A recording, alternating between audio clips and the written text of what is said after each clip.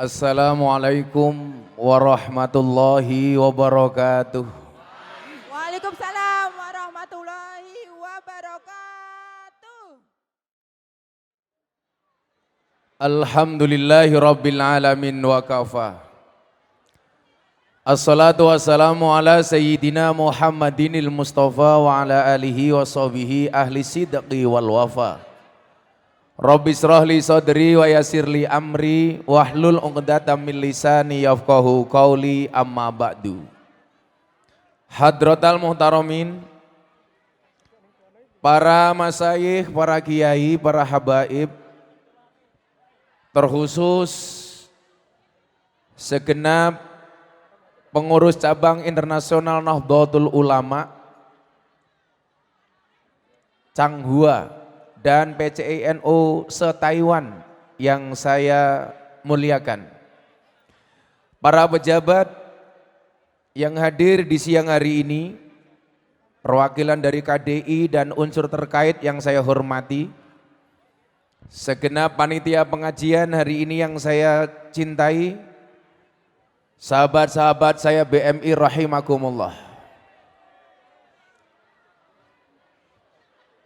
Tuku bawan bakule perawan, perawane ayu bokonge lemu. Hai sahabat-sahabat saya Taiwan yang cantik dan tampan, izinkan Gus Miftah mengucapkan I love you.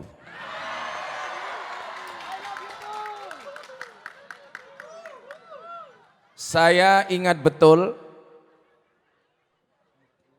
pengajian akbar terakhir di Taiwan yang datang saya gara-gara corona. Sekarang setelah corona tutup, karena corona sudah kehilangan wibawanya. Karena corona sudah tidak mematikan. Dan untuk memulai pengajian di Taiwan, alhamdulillah kembali saya hadir. Jadi kau yang mengakhiri, kau yang mengawali. Mudah-mudahan ini pertemuan yang baik dan semuanya mendapatkan kebaikan dari Allah Ta'ala. Nah, belajar dari kasus COVID, kita begitu cepat kehilangan waktu. 2 tahun lebih waktu hilang gara-gara COVID. Pelajaran apa yang bisa kita ambil Bapak Ibu, Mas-mas, Mbak-mbak sekalian? Ada perbedaan yang cukup signifikan antara uang dan waktu. Apa perbedaan yang sangat penting antara uang dan waktu?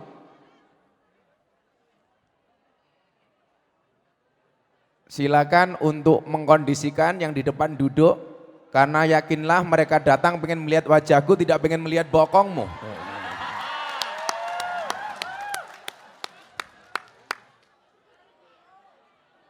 Apa perbedaan penting antara uang dan waktu?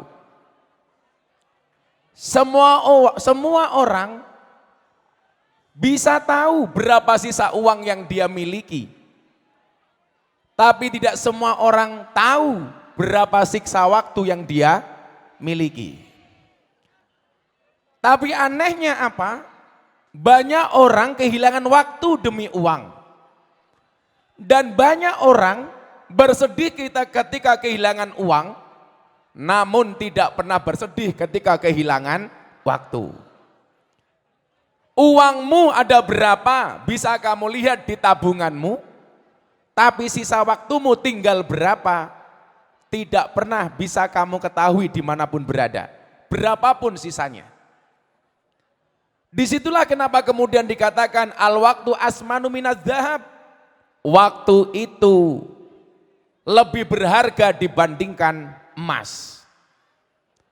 Saya melihat sahabat-sahabat saya di sini, ada yang udah puluhan tahun di Taiwan. Pertanyaannya adalah, apa yang sudah bisa kita lakukan selama puluhan tahun itu di Taiwan? Mungkin jawabannya apa? Ada yang jawab, Gus, saya sudah bisa bangun rumah saya di desa. Bagus. Gus, saya sudah bisa menyekolahkan anak saya sampai perguruan tinggi. Keren. Atau mungkin juga ada yang bilang, Gus, puluhan tahun saya di Taiwan. Kenapa? Saya sudah bisa nambah apa? Istri.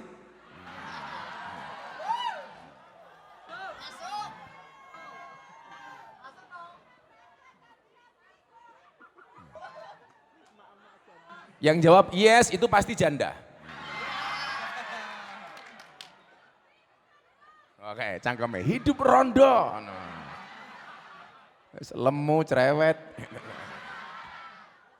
Nah, ternyata apa? Waktu yang terbaik itu bukan waktu yang kita habiskan untuk uang. Bukan waktu yang kita habiskan untuk bekerja. Tetapi waktu yang terbaik itu adalah ketika ada nilai manfaat untuk Allah. Ketika waktu kita yang berjalan ini mohon maaf, kita maksimalkan untuk mendekatkan diri kita kepada Allah. Makanya Allah uji dengan satu peringatan namanya COVID. Bagaimana kita bersikap dengan COVID itu? Tahu-tahu sudah 2,5 tahun.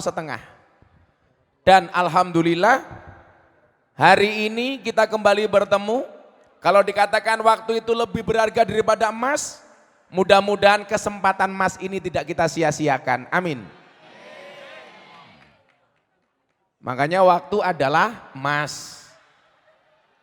Makanya kalau istrinya minta emas dikasih waktu.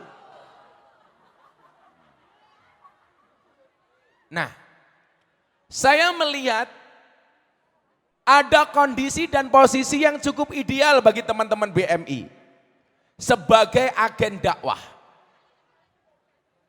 Kalau Nabi Muhammad mengatakan balighu anni walau ayat, sampaikanlah dariku walaupun cuma 1 ayat. Coba komunitas Nahdiyin yang ada di Taiwan, alangkah indahnya kalau semuanya menjadi agen dakwah. Tapi saya bukan dai Gus, iya. Saya bukan ustadz, iya. Saya bukan kiai, iya. Yang perlu diingat adalah dakwah itu bukan profesi, tapi apapun profesinya harus berdakwah. Tapi saya belum alim Gus, ingat berdakwahlah sampai alim, jangan nunggu alim baru berdakwah. Sama halnya saya bilang, berangkatlah ke masjid sampai tua, jangan nunggu tua baru ke masjid. Bersedekahlah sampai kaya, jangan nunggu kaya baru sedekah. Kalau nunggu kaya baru sedekah, pertanyaannya, yo lak kowe sugih. Lah ora merongos. Nah, coba bagaimana umpamanya dakwah yang paling sederhana? Sehingga apa? Risalah yang Allah turunkan melalui Nabi Muhammad itu bisa disiarkan kemanapun kita berada. Saudara-saudara sekalian nyuwun sewu, Islam itu kan sebenarnya intinya cuma ada 2. Yang pertama rahmat, yang kedua akhlak.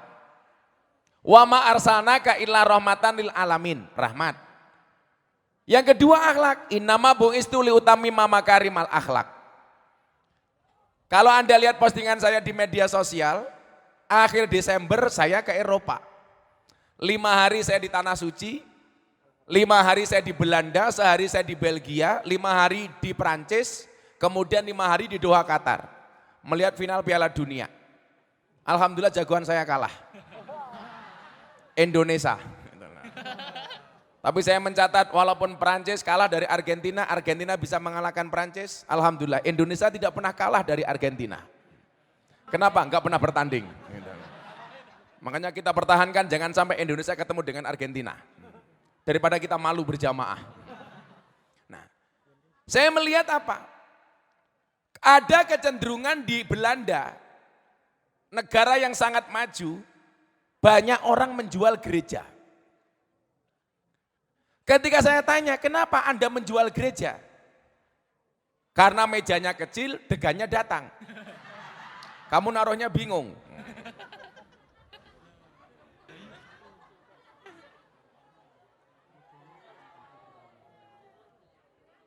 Lah wedange oke, mejane ciut gue goblok kok kowe.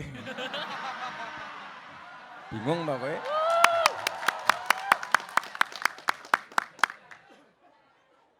Lagian minuman sebanyak ini kowe ngombeni iki apa ngombori cangkem sapi?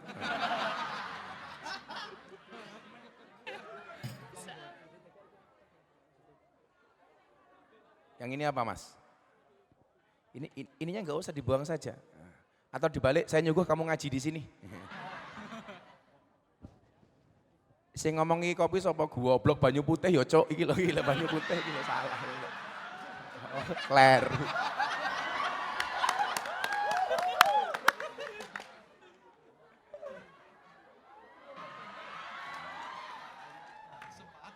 Oh, oh salah. Ini kesalahan fatal. Ini kencur itu untuk dimamah ora dikum goblok. Iki lagi. Kok matur suwun sing meneh kuwi sapa kok matur suwun gitu. Saya pikir jahe ternyata kencur. Kalau ini kopi. Kenapa saya suka kopi, Mbak? Tolong Anda segera ngopi karena hidup itu butuh inspirasi bukan halusinasi.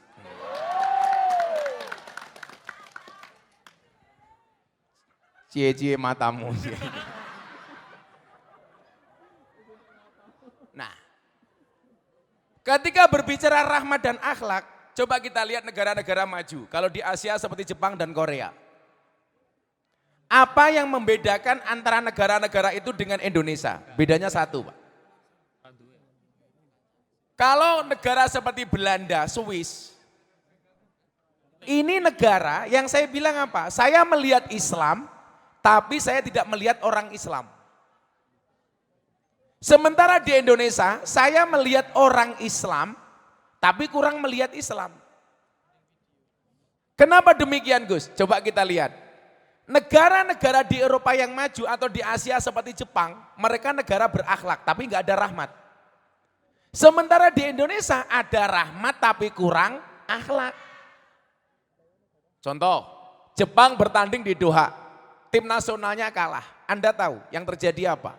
Sampah-sampah di dalam stadion semuanya dipungut oleh supporter, padahal kalah. Bayangkan kalau menang. Kenapa? Mereka punya akhlak, tapi gak ada rahmat. Makanya gak ada Islam. Sementara di Indonesia, ada orang Islam, tapi jarang kita melihat nilai-nilai Islam. Kenapa? Karena di Indonesia ada rahmat, tapi gak ada akhlak. Coba selesai pengajian di tempat kita. Di Indonesia, mohon maaf, sampah bertebaran di mana-mana. Betul? Alasannya apa? Tanggung jawab panitia. Lah ngono kuwi lah otakmu bosok. Wis pengajian ora urun gitu loh. Ninggal sampah. Ini menjadi problem. Makanya kenapa kemudian saya bilang, ketika satu saat Mas Dedi galau atas semua keadaan yang dia lihat. Waktu itu dia andilau antara dilema dan galau. Karena dia banyak dibully, bahkan kontrak dia endorse dibatalkan gara-gara dia masuk Islam. Dengan melihat postingan-postingan orang Islam yang justru banyak caci maki. Saya bilang ini fakta yang menunjukkan bahwa Indonesia ini full rahmat tapi kurang akhlak. Bagaimana saya bisa membantu dakwah Gus Miftah, dia bilang. Akhirnya saya panggil, botak kamu sini. Karena Mas Dedi ini orang yang mampu menumbuhkan motivasi untuk orang lain, tetapi tidak mampu menumbuhkan rambutnya sendiri. Saya bilang, Mas Dedi kamu dengerin. Orang non-Islam itu tidak membaca Qur'anmu, tidak membaca hadismu. Tetapi membaca akhlak dan perbuatanmu. Artinya apa? Kalau kamu pengen mensiarkan Islam dengan rahmat dan akhlaknya gampang. Perbaikilah akhlakmu, perbaikilah kelakuanmu, perbaikilah perbuatanmu. Maka orang akan berbondong-bondong masuk Islam. Coba kalau kita tampilkan Islam di Taiwan, Islam yang ramah. Selesai pengajian tempatnya bersih, ada program-program positif. Orang melihat Indonesia yang dilihat Islamnya, maka mereka tertarik masuk Islam. Coba Anda bayangkan, kalau yang dilihat dari kita apa? Perkelahian, tawuran, mabuk-mabukan. Orang akan mengatakan, kok Islam seperti itu? Makanya semua yang hadir ini harus menjadi agen dakwah. Apalagi sekarang era medsos. Ingat, satu peluru polisi hanya bisa nembak satu kepala.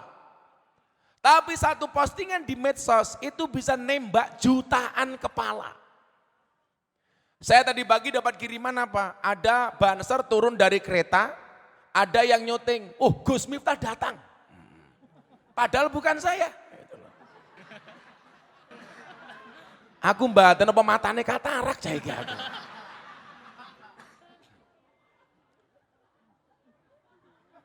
Semoga yang ngambil gambarnya ada di sini ini. Tapi kalau dilihat dari kualitas gambarnya sih HP-nya cross.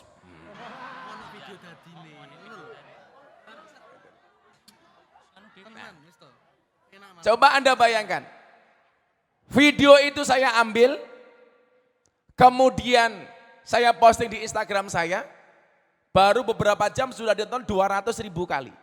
Bayangkan kalau semua di antara kita ini agen dakwah. Caranya bagaimana? Postinglah yang penting, jangan yang penting posting. Cari pendapat-pendapat yang bagus. Coba kemarin Mas, ada survei di TikTok. Tagar paling banyak tokoh nasionalis yang ada di TikTok itu siapa? 10 nama besar, itu hampir semuanya pejabat, pengurus partai, pejabat politik. Satu-satunya dari survei 10 besar itu yang menduduki nomor 2, tagar paling banyak, kiai cuma 1, Gus Miftah. Artinya apa? Coba kalau sahabat-sahabat saya BMI memaksimalkan medsosnya untuk dakwah. Postingan-postingan yang bagus, di-repost, di-share ulang.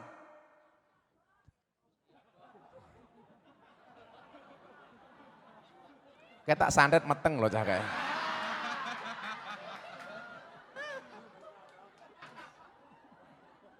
Kamu nafsu sama aku ya? Coba, sama halnya pertanyaan Raffi Ahmad ketika ketemu saya. Dia bilang begini, Gus, orang posting sedekah itu boleh apa enggak? Nah, jawabannya persis. Sedekah itu boleh tersembunyi, boleh terang-terangan. Boleh di waktu siang, boleh di waktu malam. Pertanyaannya apa? Kenapa kok ada bahasa siang dan malam? Karena siang itu dianggap terang-terangan, malam itu gelap dianggap tersembunyi. Berarti apa? Sedekah dengan terang-terangan maupun tersembunyi itu boleh. Yang enggak boleh itu enggak sedekah tapi terang-terangan cangkeme cerewet. Wonge ya teko iki. Ya melu guyu itu loh. Biasanya jilbabe pink.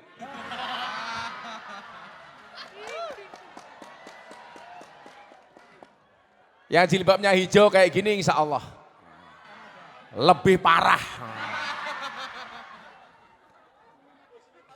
Oh muslimat. Di sini banyak muslimat Mas ya.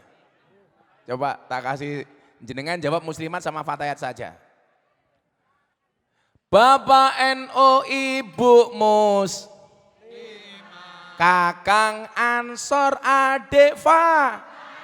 Adik Fatayat, tahlilane saben malam, mulih tahlilan padha nggawa.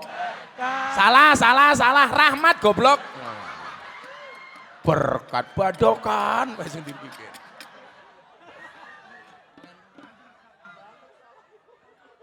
Rahmat kok berkat iki lho. Diulangi, ben rahmat kok oleh berkat iki lho.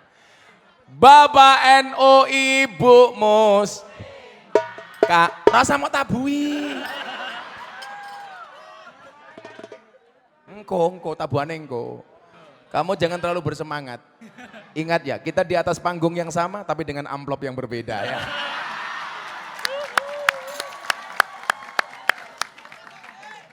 Kan saya sering bilang, strategi bisa di copy, rezeki nggak bisa dipaste. Lah. Bapak NU, Ibu Mus, Kakang Ansor, Adik Fatayat, tahlilane saben malam, mulih tahlilan padha nggawa. Sing berkata antem iki lho. Andani kok ngeyel. Ketake bocah iki sing bengok, "To ganjel to," kayak iki gitu.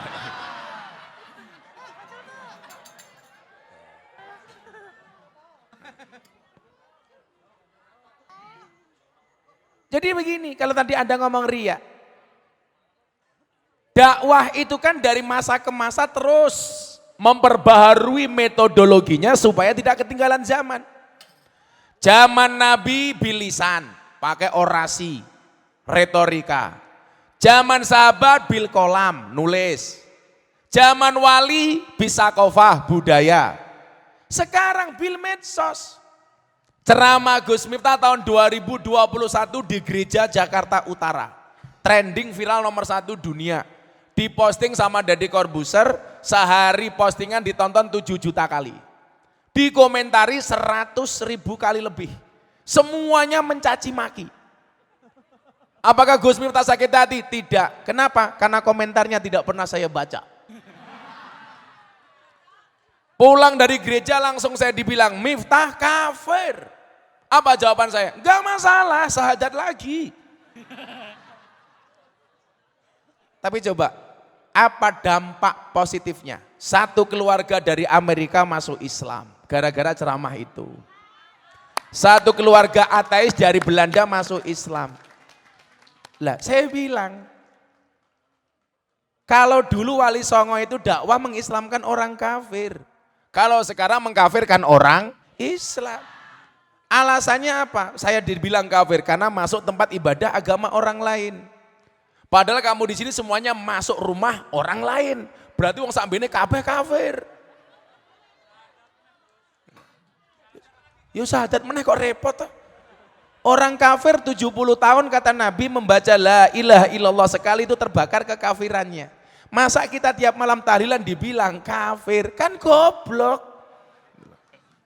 Tapi apa yang terjadi coba? Gara-gara postingan itu, saya dapat undangan dari wali kota Los Angeles, Amerika Serikat untuk berbicara radikalisme dan toleransi. Berarti apa? HP ini agen dakwah, Le. Lah kamu punya HP yang kamu lihat, ya Allah kebaya merah.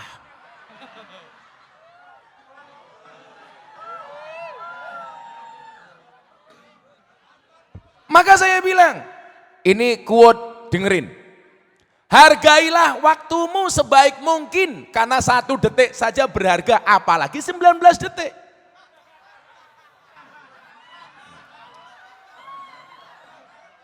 Saya ngomong Gisel sopo?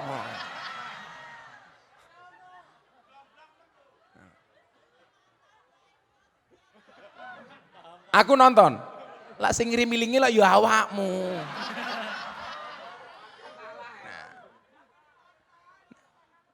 Bukan sesuatu yang ditampakkan itu pasti riya, yang tidak kelihatan pasti ikhlas. Enggak, pemahamannya enggak begitu.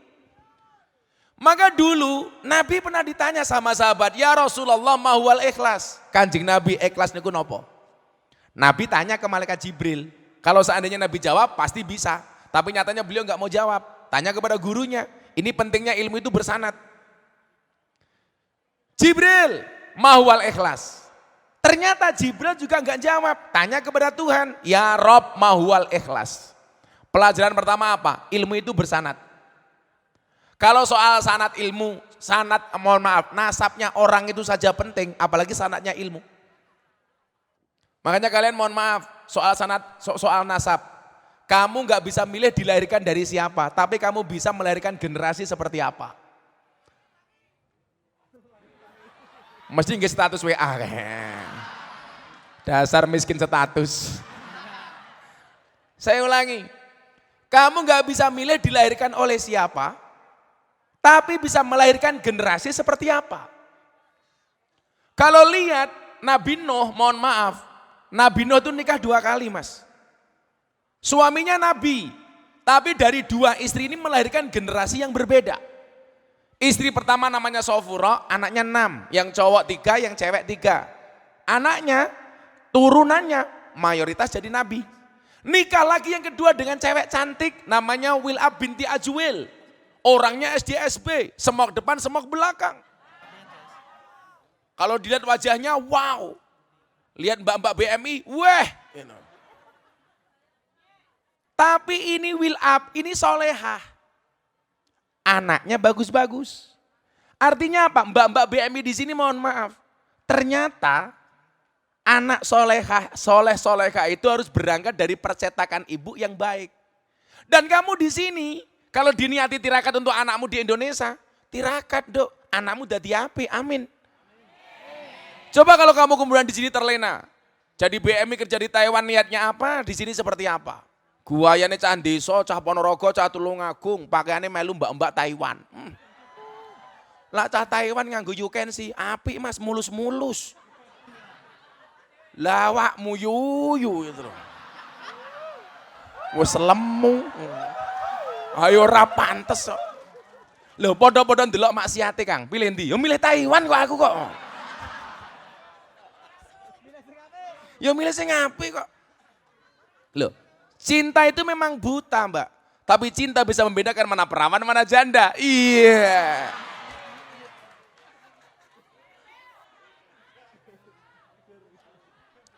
Tapi tetap janda paling hebat. Makanya saya sering terbang ke Surabaya, karena di Surabaya ada bandara yang paling disukai oleh pria. Bandara Juanda. Sehingga apa? Ketika Nabi ditanya soal ikhlas itu, tanya sama Jibril, tanya sama Allah. Ya. Ilmu bersanad, kita bernasab. Nasab itu penting, tapi sanad ilmu lebih penting. Ini kalau mungkin ada kiai dan gus-gus mohon maaf ya. Saya itu paling gak suka kalau orang hanya mengandalkan mbahnya dulu. Makanya disebutkan apa? Wasarul alamina dawul khumuli idhafa akhortahum dhakarul jududa. Generasi yang paling jelek itu apa? Dia gak punya kemampuan apa-apa, dia gak punya kompetensi, dia bukan siapa-siapa. Tapi ketika melihat orang hebat, dia mengatakan, mbahku dulu lebih hebat daripada orang ini. Sementara di saat dia ngomong seperti itu, dia bukan siapa-siapa. Kan harusnya malu. Makanya dari dulu kalau saya ngomong nasab itu malu, karena mbah saya itu orang luar biasa. Sementara saya hanya seperti ini. Kalau saya ngomong mbah saya mas, saya 18 saya hafal. Miftah Maulana Habibur Rahman, punya bapak Kiai Muhammad Muradi, punya bapak Muhammad Boniran, punya bapak Muhammad Usman, punya bapak Kiai Jalal Iman, punya bapak Kiai Karyonawi, punya ibu Nyai Madarum, punya bapak Kiai Muhammad Ilyas, punya bapak Muhammad Besari Ponorogo. Walinya Ponorogo. Nomor 9. Muhammad Besari punya bapak Anom Besari, makamnya di Caruban, punya bapak Abdullah Mursad, makamnya di Kediri, punya bapak Raden Demang, punya bapak Pangeran Demang. Punya bapak Panembahan Wirasmoro, punya bapak Susuhan Praworo, punya bapak Sultan Renggono, punya bapak Raden Patah, punya bapak Prabu Brawijoyo, 18. Tapi kalau saya ngomong itu malu, kenapa? Mbah Muhammad Besari punya anak 9, nomor 7 Kiai Ilyas, punya anak 3 Nyai Madarum Hasan Besari. Hasan Besari ini top-topnya dulu pondok itu ketika di tangan beliau. Punya santri Cokro Aminoto, punya santri Ronggo Warsito, punya santri dari Jogja, namanya Abdul Hamid. Siapa nama komplitnya? Kiai Haji Bendoro Raden Mas Abdul Hamid Ontowiryo Mustahar Heru Cokro Senopati ing Ngalogo, Sayyidin Panotogomo, Amirul Mukminin Khalifatullah Tanah Jawa, pahlawan Goa Selarong, Pangeran Diponegoro. Kuwi santrine mbahku le. Kenapa saya malu menceritakan mbah saya? Mbah saya santrine Diponegoro. Lah Gus Miftah santrine lonte. Kan aku malu. Santrine purel gitu loh. Mangku purel. Nah, iki wong Taiwan iki kepiye to ya hafal iki. Angel gitu loh. Kok geting aku ngono.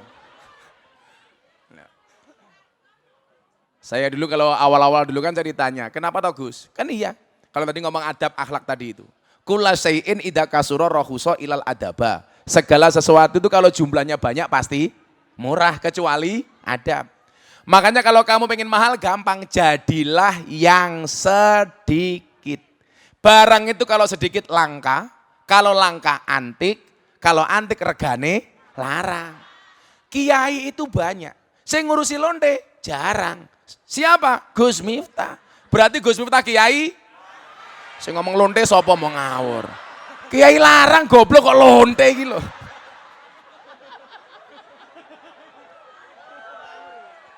Bali kok ning lonte iki lho.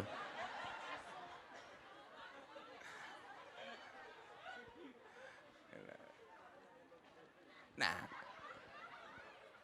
Nasab itu penting tapi sanad ilmu lebih penting. Nah, apa? Kembali ke Mbak Ria tadi itu loh. Apa jawaban Allah kepada malaikat Jibril? Jibril, ikhlas itu adalah satu rahasia yang aku titipkan di hati hambaku. yang tidak satu pun tahu kecuali aku dan hambaku. Itu ikhlas. Jadi mohon maaf, kita itu tidak bisa masuk wilayah niat orang lain. Kayak canggua nggak pengajian niatnya apa, kamu nggak bisa mengira-ngira. Karena yang tahu niatnya cuma Allah sama yang bersangkutan. Ikhlas itu seperti ibu-ibu naik motor. Rating kanan, belok kiri. Wis wangel ini. Jan. Pokoknya wong wedok kok jadi lawan le. Orang mungkin menang. Perempuan itu kan karakternya satu. Kalau disakiti nggak pernah lupa, kalau menyakiti nggak pernah ingat. Itulah perempuan. Makanya banyak kasus di Indonesia itu berangkat dari perempuan. Contohnya Sambo.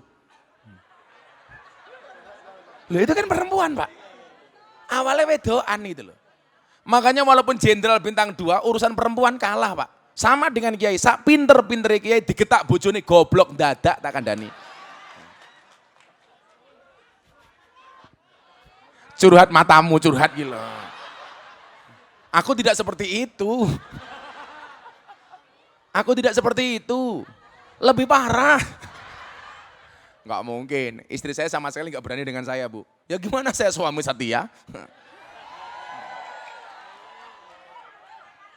Kan saya bilang, pasangan terbaik bukan yang datang dengan segala kelebihannya, tetapi yang tidak meninggalkan kita dengan segala kekurangannya. Lah. Kenapa saya harus ngomong seperti itu? Direkam banyak kamera. Konangan bojoku mudar aku. Balik menek. Jawaban Allah kepada Jibril diberikan kepada Nabi Muhammad, baru diberikan kepada sahabat, lanjut tabi'in, tabi'in, ulama ahlu sunnah wal jamaah sampai kita hari ini. Salafus soleh sampai kita hari ini. Artinya apa? Ilmu itu berjenjang. Lah, posisi Anda di mana? Kembali ke sini. Saya punya acara dulu ngobrol bareng Gus Miftah di RCTI itu, saya tanya sama juraganya RCTI, Pak Haritanu. Anda bikin TV habis berapa? Modalnya 1 triliun Mas. Sekarang semua orang berpotensi punya TV dengan menggunakan HP-nya masing-masing. Tapi saya pesan sama kamu, kalau mau viral, virallah karena prestasi bukan sensasi. Betul? Kayak dulu itu ada TK BMI dari Hong Kong apa Taiwan ya, yang mbak-mbak itu.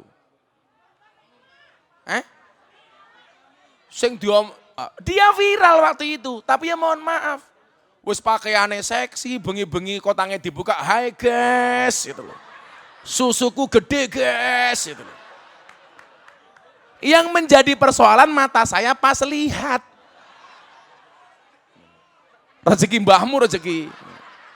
Nah, sehingga kemudian apa? Kalau kebaikan-kebaikan itu bisa kita tampilkan di medsos, akan banyak orang penasaran dengan Islam.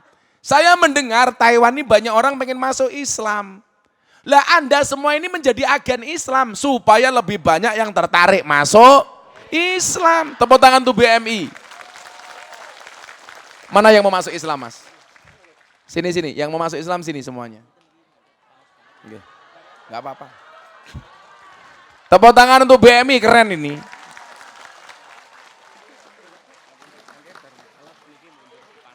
Oke. Ya sadar dulu sini yuk. Nggak apa-apa.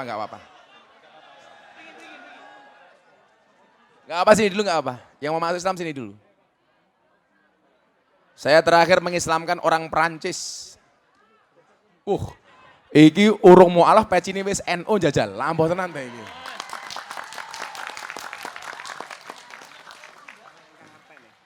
Nggih sing ngatekke wonten setunggal. Berapa orang?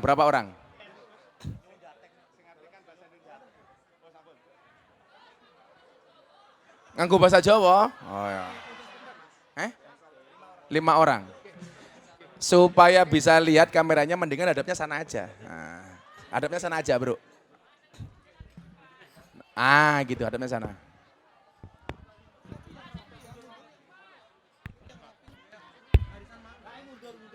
Mbaknya sana. Datanya mana datanya? Datanya namanya mana?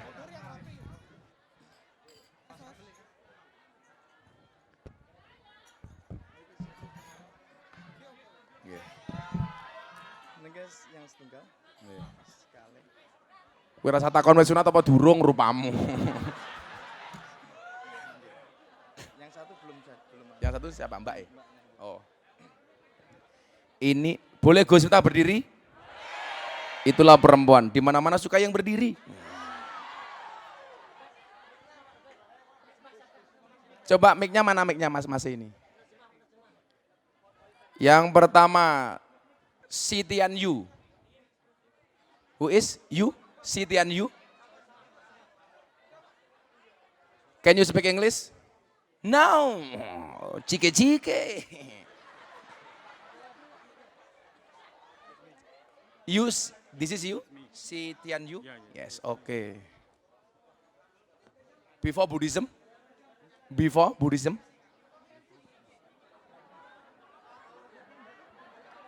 Buddhism.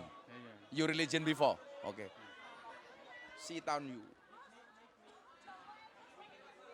Ngomong Jawa iso? Jenengmu sapa, Cuk? Ya ora paham kok iki. Ngawur. Bosok. Chen Chiu Hung. Yo. Angel men ya. Wang Sinawang. Wang Hiscang kok Wang Sinawang.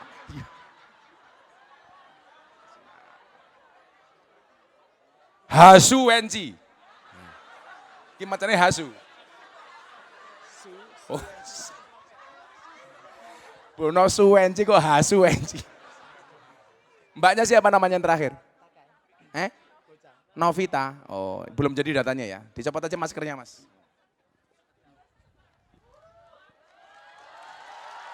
Oh, codot wedok ya wong lanang.